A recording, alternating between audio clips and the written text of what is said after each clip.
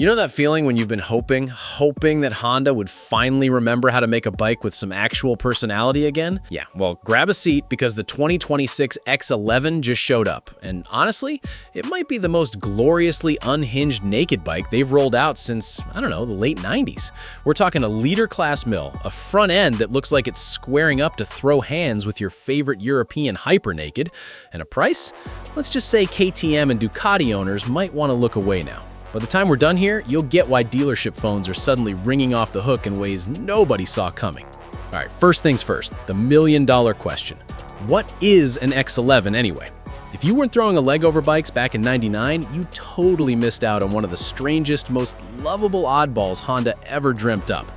So here's the deal. They took the CBR 1100XX Super Blackbird's heart, back then one of the fastest production monsters on Earth, and crammed it into this bare-knuckle street fighter with a radiator shroud that looked like it belonged on an F-16. But it wasn't just for show, funnily enough. That thing actually generated downforce at speed and helped cooling, which was pretty wild engineering for a bike that was supposed to be a stripped-down brawler. Huge 22-liter tank, a frame designed to flex just enough so you could feel what the tires were doing, and enough mid-range grunt to make your shoulders pop in second gear. Then they killed it off in the early 2000s, and for 20-plus years it became this cult legend, something you'd only hear old-timers ramble about at bike nights or in some obscure forum thread.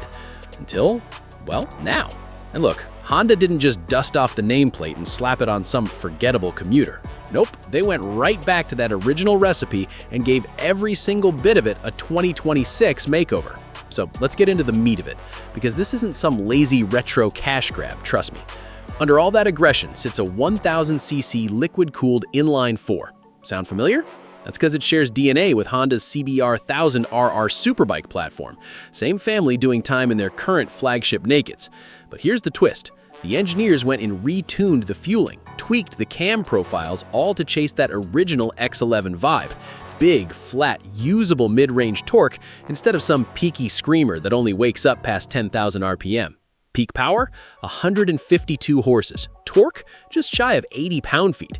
Numbers that would have been straight-up sci-fi in 1999, and honestly still keep it competitive today.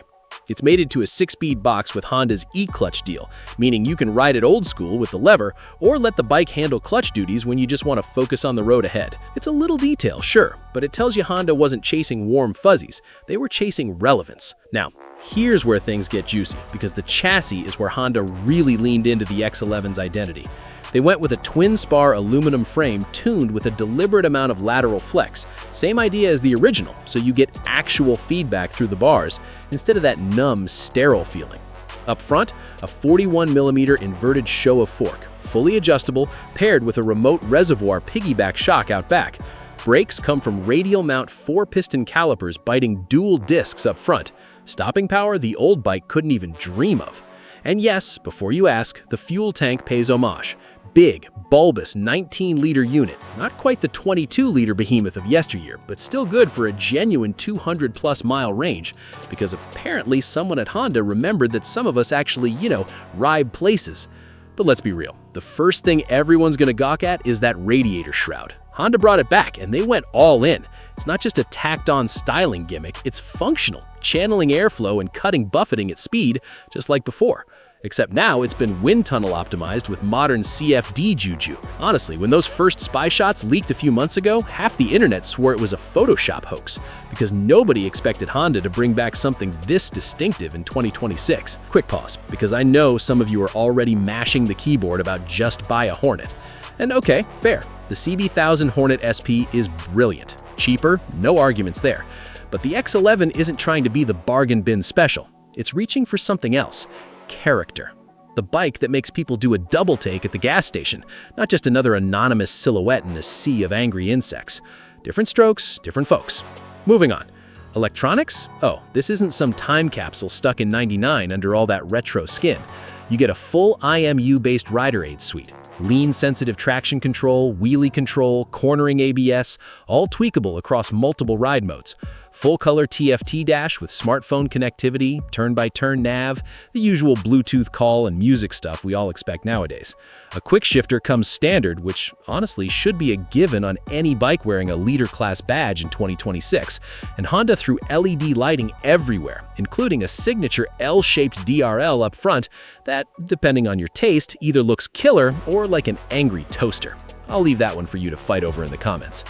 Ergonomics? Honda clearly did their homework on what made the original actually livable as a daily rider, not just a parking lot poser.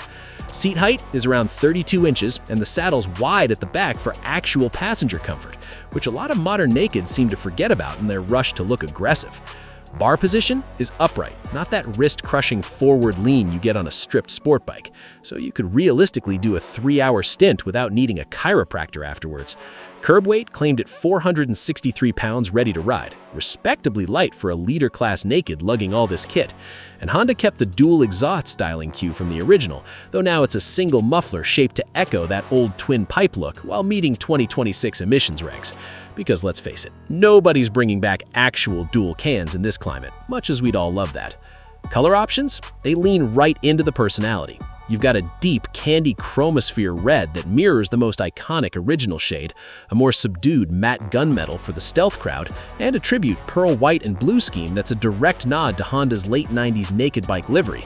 Whichever you pick, that combo of shroud and tank does a lot of the visual heavy lifting, and honestly, good luck mistaking this from anything else in a lot full of bikes that increasingly all look the bloody same.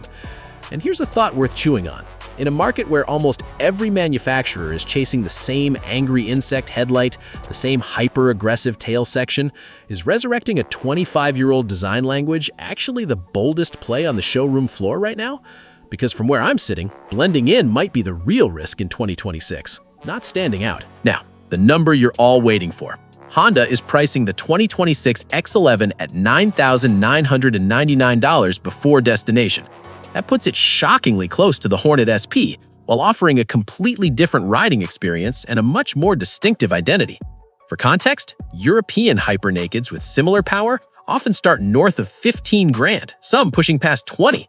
Honda undercutting that segment by this much while still delivering Brembo caliber braking, premium suspension, and a full electronics package? That's either a seriously aggressive power move or a signal that Honda's making a statement heading into 2027. So, here's the cliffhanger, because there's one detail about this bike that completely flips how you should be looking at everything I just told you about.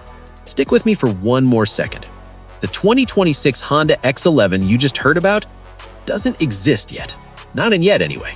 Everything you just heard, the engine specs, the styling, the pricing, it was all a concept reimagining, built using real Honda engineering trends, real platform data from bikes like the CB1000 Hornet SP, and the actual history of the original 1999 X11. Just my take on what Honda could build if they decided to resurrect one of their most underrated cult classics with 2026 tech. Some of you might be bummed it's not real. Others are probably already in the comments screaming that Honda needs to greenlight this immediately. Either way, I genuinely want to know, which camp are you in? If you're into more concept reimaginings like this, or if you'd rather see real, current bike reviews of stuff that's actually hitting dealership floors right now, there's a video right here on screen you should check out next. Give it a tap, subscribe if you've made it this far, and I'll catch you in the next one.